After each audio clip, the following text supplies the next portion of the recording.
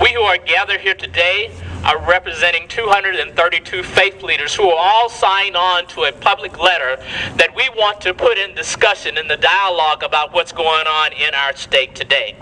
We're asking for a just budget that promotes opportunities for all Minnesotans and expresses a commitment to closing the racial gaps in jobs, education, and health in all of our communities. Since the government shut down, we have all been hearing Minnesotans express feelings of anger and even hopelessness. Diverse in our backgrounds, diverse in our cultures, but we stand under one umbrella as one in speaking out against inequality, supporting the most vulnerable people in our state. I think that is a model that can be brought into the Capitol, not only on the outside steps, that even in our diversity, we can be one in doing the best for those who are in need.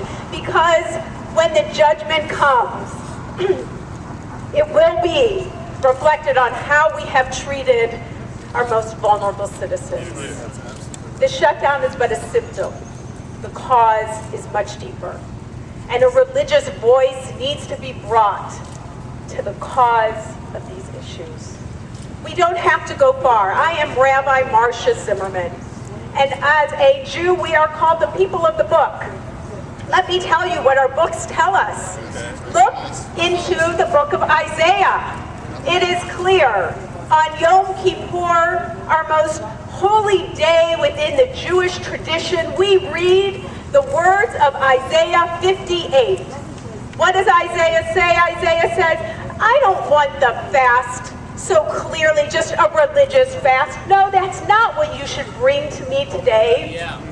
No, you need to unlock the yoke of poverty. You need to make sure you feed the hungry, you clothe the naked, and you provide shelter for the homeless. That is what God wants. That is what we as a community need. That is a religious voice, and that is about a voice that needs to be for all Minnesotans. And is able to see light in the valley. For as breathtaking as the quality of life is at the peak, we're caught short of breath for a different reason. Who can imagine that in a state with one of the highest incidents of wealth-creating home ownership for European Americans, 80%, blacks would lumber along at one of the lowest rates of home ownership for any ethnic group, 24.2%. While only 5% of whites struggle with poverty, 35% of Native Americans and blacks and 20% of the Latino population are classified as living in poverty.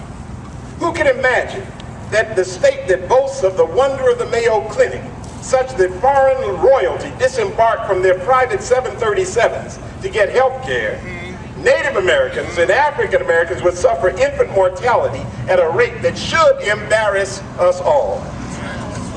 There's a disquieting conversation being held in the halls of our state government. Strident voices are heard demanding that the primary consideration in solving the state's budget crisis is to protect the wealthiest among us from a 2% increase in their tax obligation. Rather, they seem proud to craft strategies that would worsen the health, education, and opportunity plight of the least well-resourced among us.